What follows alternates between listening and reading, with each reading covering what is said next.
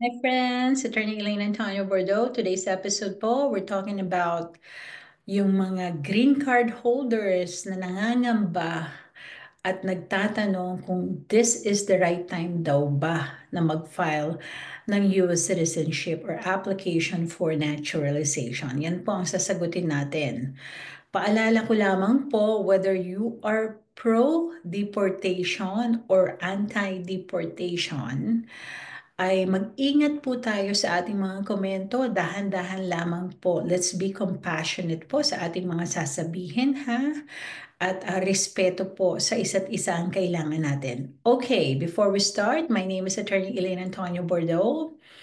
I'm based in the United States. I've been working with immigrants since 2008 po. Okay, if you want to schedule a consultation, mag-text 713-315-7793. Okay po. I want to share with you itong news clip tungkol sa policy ng ating pong Pangulo ngayon at kung ang focus nila, we know mga criminals, pero mag-i-end ba iyon sa mga criminals lamang? Okay, so let's share with you itong clip na ito. Hold on po, ha? So the migrants appear to have no prior criminal record besides entering the country illegally. Is the president still focused exclusively, which is a civil crime, it's not criminal. Federal crime. So I'm asking though, he said he was going to focus on those violent offenders first. So is violent offenders no longer the predicate for these people to be deported? The president has said countless times on the campaign trail, I've been with him at the rallies, I know you've been there covering them too, Peter, that he is focused on launching the largest mass deportation operation in American history of illegal criminals. And if you are an individual, a foreign national, who illegally enters the United States of America, you are, by definition, a criminal. And so therefore, you are subject to deportation. I apologize for interrupting. So to be clear, it's not violent criminals do not receive precedence in terms of the deportations taking place.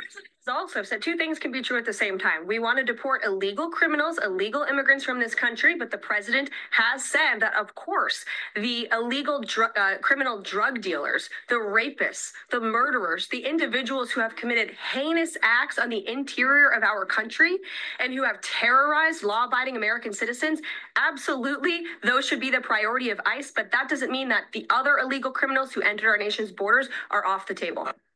Okay, all right. Very clear. Very clear. Okay? So sinabi po dyan na hindi lang po yung mga violent criminals.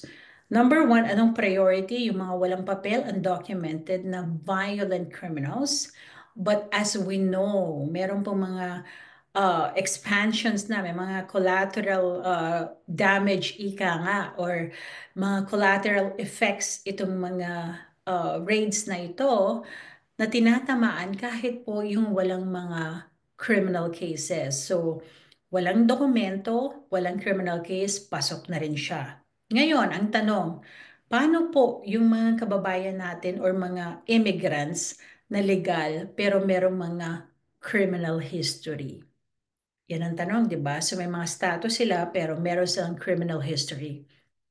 Ang tingin ko po, ay matatamaan sila dito sa deportation, sa mass deportation process na ito. Not mass in a way na, dadamputin na lang, but the filing of deportation cases against them. And that's why, kailangan po natin pag-usapan, tama ba? Is this the right time for you guys to file for your citizenship or application for naturalization? The answer is it depends, okay?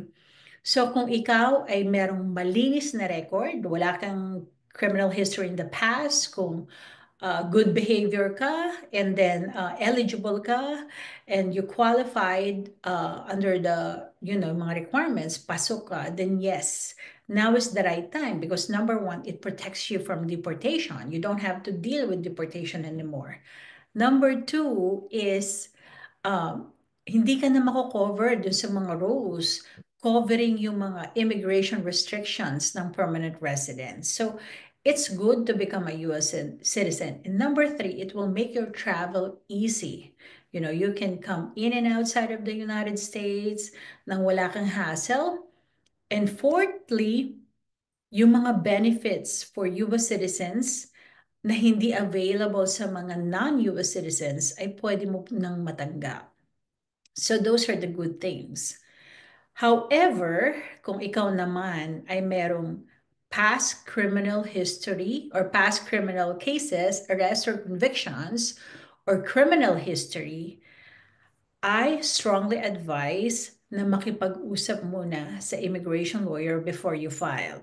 Ito yung mga crimes involving moral turpitude, yung mga aggravated felony, yung mga multiple misdemeanors, o mga multiple crimes involving moral turpitude, or any arrests or convictions that you had in the past. Before you submit your N-400 application, it is wise to speak with an immigration lawyer first kung safe ka.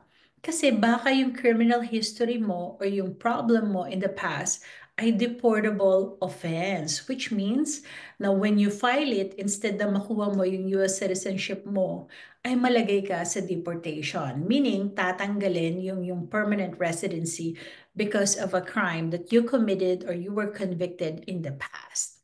Ayan. So, before you do anything, before you submit your naturalization application, make sure that you speak with an immigration lawyer kung meron kang criminal history, whether it's an arrest, it's a conviction in the past, kahit na-resolve na itong case na ito. Make sure that you do that. You speak with an immigration lawyer before you submit your N-400 application, because it can lead to removal or deportation kung pasok po sa deportable offense ang yung past criminal case. Ayan po ang ating episode for today.